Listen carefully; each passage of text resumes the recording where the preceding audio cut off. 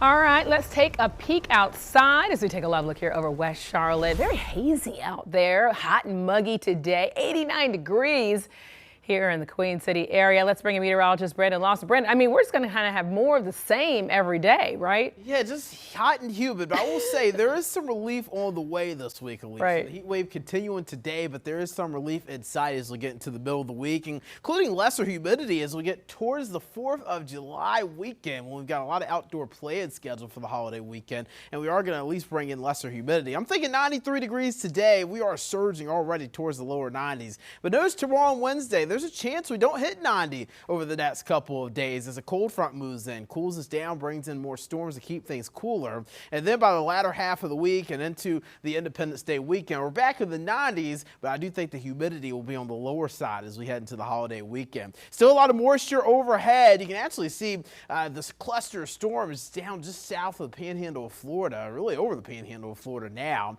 That's a cluster of storms the National Hurricane Service keeping an eye on. Only 20% chance of this cluster moving out towards the Gulf Stream and becoming a tropical cyclone. What we're going to be monitoring is this cold front back to the west, moving past Chicago and St. Louis. This is going to be moving into our area as we go into tomorrow. We've got pop-up storms today.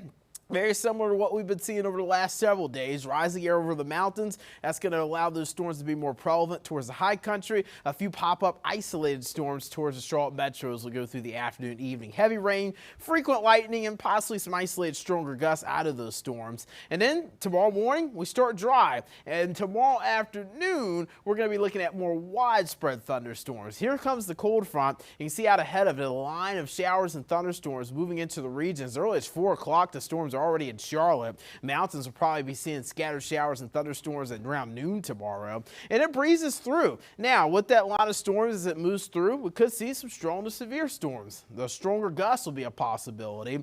Really, I'm thinking the highest threat with this cold front is going to be towards Washington, D.C., up towards New York. That'll be the higher chance for severe weather, but we could still see some isolated stronger gusts out of those lines of storms as they move through tomorrow. Temperatures already warming up quickly today. 89 in Charlotte, 88 Concord, 86 Statesville, 80 in Boone.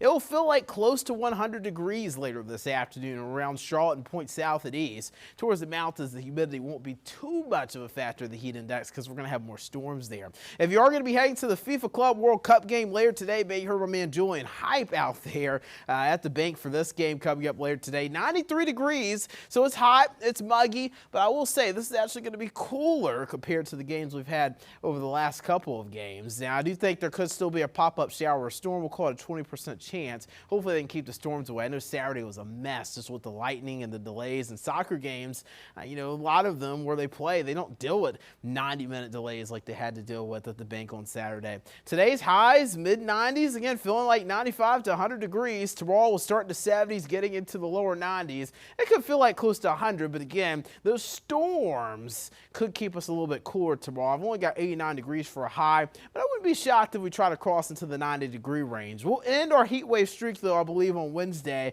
as that cold front crosses. Still a few spotty showers Wednesday, and then as we get towards Independence Day weekend, it's hot, but not as much humidity, and only spotty shower chances heading through the holiday weekend. All right. Thank you, Brandon. Queen City News Plus. Just search Queen City News on your smart TV's app store.